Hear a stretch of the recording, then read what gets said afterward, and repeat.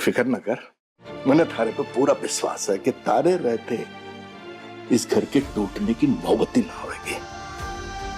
पर पहल तो तन्ने ही करनी पड़ेगी बेटा, तन्ने इस रिश्ते ने संभालना होगा। तन्ने ही अपने पति को अपने से दूर जाने से रोकना होगा। पर हाँ, थारी मदद करने के वास्ते हमारी सेना जो है वो 24 घंटे तैनात है। क्यों सिपाही? जी हुकुम। बस बस बस, मेरी रसोई में इतना शोर क्यों मच रहा है? भंडारे के मालपुए और कचौरी बट रहे हैं क्या यहाँ पे, तो सब लोग रसोई में आ गए? वो खाना बना रही है ना, उसे तंग मत करो। चलो रसोई से बाहर निकलो, चलो चलो। देखा अपनी मासा का रौब देखा। ये क्या बाल बना रखे हैं? हाँ, तुम्हें पता है कि इसके हुक्म के बगैर इस घर का एक पत्ता भी क्यों ना हिले? क्योंकि वो इस घर की है सबसे बड़ी बॉस। तेल नहीं लगाया? चलो बाहर चलो, मैं तेल लगाती हूँ। चलो चलो। क्योंकि मासा का कहना मतलब पत्थर की लकीर। वो हाँ बोले तो हाँ, ना बोले तो ना। और किसी में मजाल ना है कि उसका कहना टाल देगा। क्यों? क्योंकि वो है इस घर की सबसे बड़ी बॉस। बात आई समझ में? आप क्या खुसर फुसर कर रहे हैं अपनी बीवी के साथ? सारी बातें रसोई में ही करनी है, बाहर जब जाएंगे तब कर लीजिएगा। चलिए। Yes boss.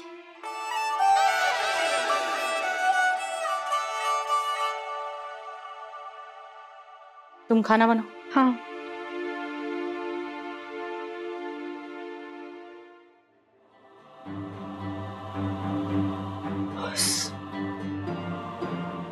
बोले पापा सा क्या बोल के गए?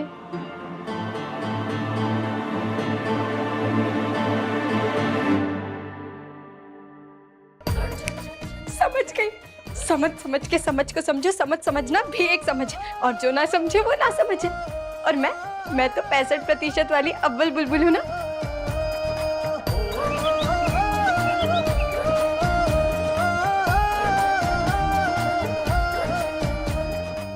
अब देखना थानेदार साहब, आपकी बुलबुल आपको कहीं नहीं जाने देगी।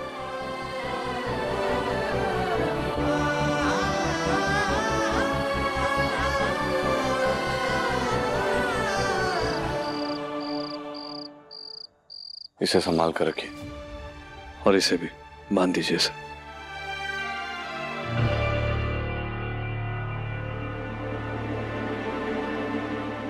ये लाइट को क्या हो गया अचानक से?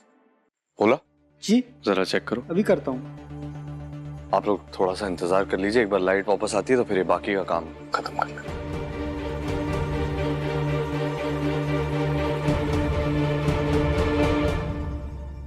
अरे इस संध्या के समय घर की लाइट क्यों बंद कर रखी है? चलो जाओ अपने अपने कमरे में, हमारे को भी काम है। अभी आई है।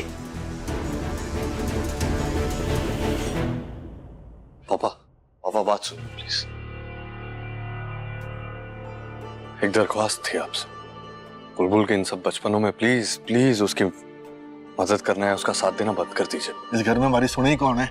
मैंने थारे से कही थी तू दिल्ली न जा, तू रुका, तू जा रहा है, तो फिर तू कैसे उम्मीद रख सके कि थारी बीनड़ी हमारी बात मान लेगी? दोनों के आपस के बीच का मामला, आपस में निपटाओ। अब पता नहीं कौन सी नई खुराफात खेलने वाली हो तुम बुलबुल।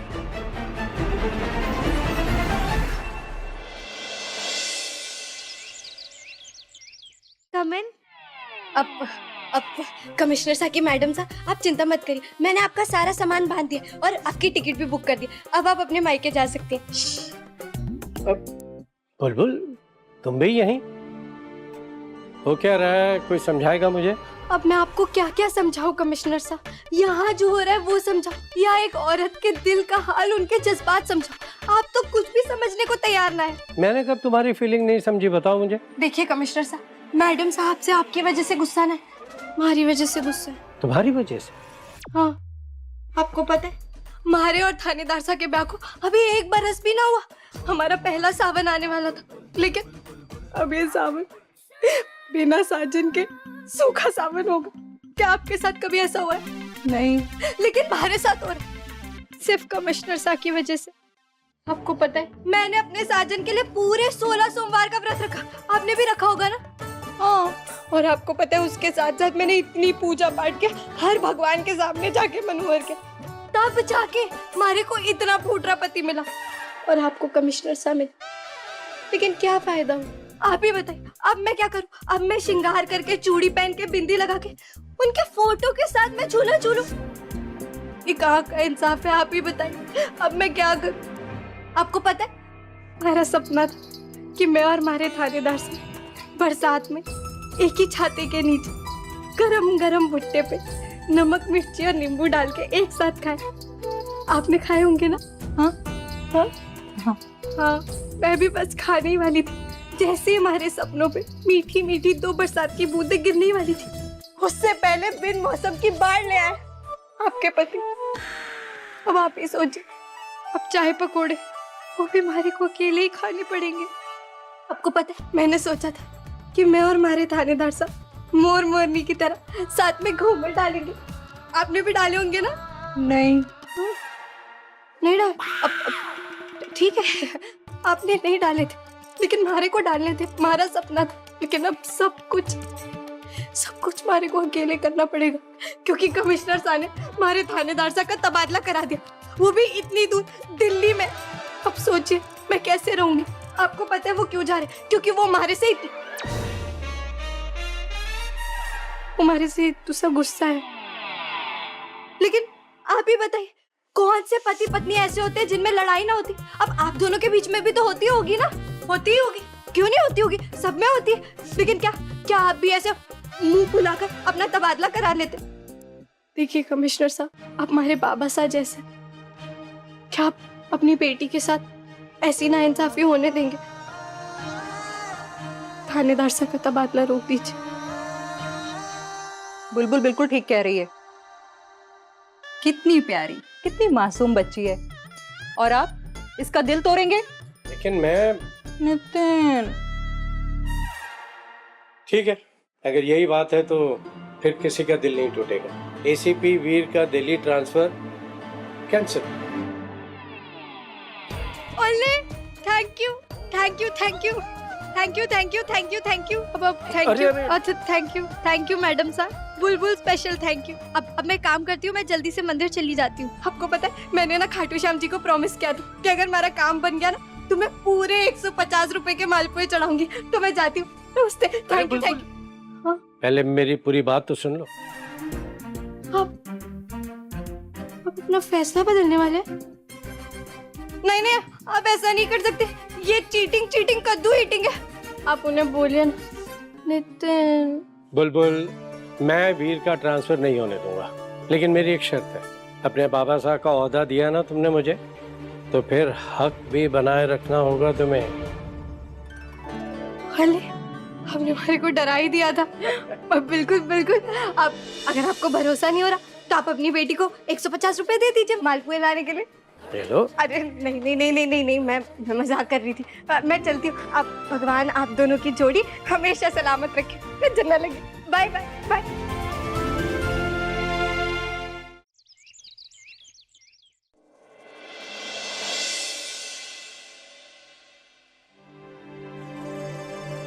वैसे तो हर वक्त इधर उधर फुदकती रहती है, इस कमरे में उस कमरे में इधर उधर। अब पता नहीं कहाँ गायब है।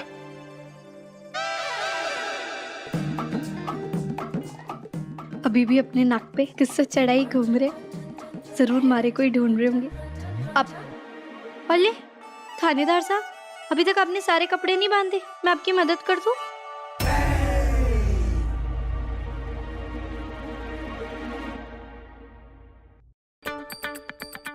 अच्छी आंटी साहब, अपनी वजन क्यों बढ़ा रही हो? अब दोबारा भी मैं जाने वाली हूँ थोड़ी देर में। ओले, आप ये क्यों लेके जा रहे? ये ले जाइए अपने साथ। और क्या था? बुलबुल तो मुझसे भी ज्यादा उतावली हो रही है, पैकिंग करवाने में भी और मुझे यहाँ से दूर भेजने के लिए भी। अब ये टॉर्च फूफा सा भी लेके जाइए। अगर बिजली बुआ सा सैर सपाटे करने चली गई तो आपको तो ये बहुत काम आएंगे। अरे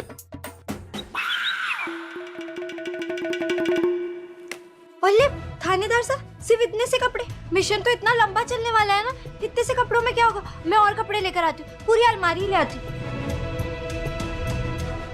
अरे ये तो बहुत ज्यादा है।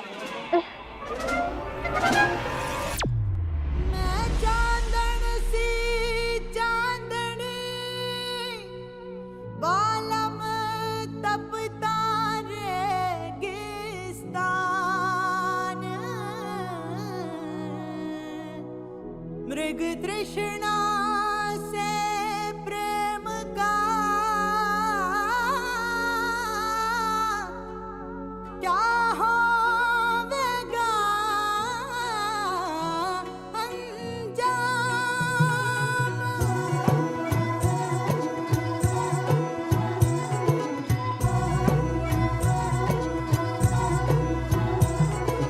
आग हवा का खेल प्रीत ये किस्मत की भड़काई।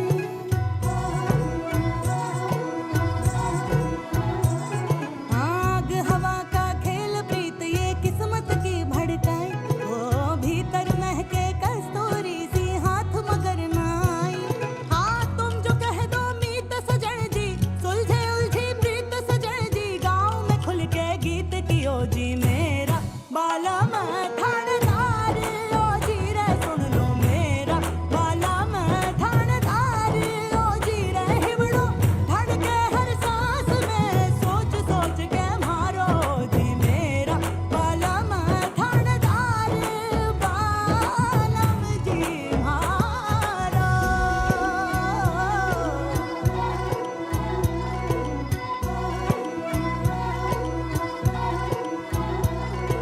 प्रीत कोई ये तर्क न जाने इसकी अपनी माया। प्रीत कोई ये तर्क न जाने इसकी अपनी माया। हार जीत का फर्क न जाने इसकी अपनी माया। इश्क की ये रीत सजन जी क्यों घड़ा है ढीठ सजन जी। लोक लाज सब भूल के गावे मेरा बाला मैं थानेदार ओ जी रे सुन लो मेरा बाला मैं थानेदार ओ जी रे हिबड़ो गावे हर सांस में जोर जोर से मारो जी मेरा बाला मैं थानेदार बालम जी मारो।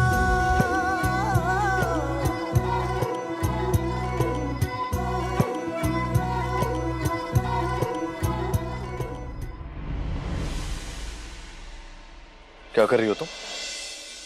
मैं और ये कौन सा नया खेल है तुम्हारा? मैं कौन सा नया खेल खेलूंगी थानेदार साहब? मैं तो बस आपकी मदद कर रही थी कपड़े बांधने में। देखिए अभी भी कितना सारा सामान पड़ा है। तुम एक कदम भी चलती हो ना तो मुझे पता चल जाता है कि तुम किस दिशा में आगे बढ़ने वाली हो। खेल तो तुम खेल रही हो, क्या खिचड़ी पक रही है तुम्हारे दिमाग में? खिचड़ी? हमारे दिमाग में कोई खिचड़ी ना पकड़ी, वो तो दोपहर के खाने में बन रही है बाजरे की खिचड़ी। मैं तो बस आपकी मदद कर रही हूँ, दिल्ली जाने में जो जो सामान चाहिए बस उसमें। बोलिए ना थानेदार साहब, मैं कुछ गलत कर रही थी?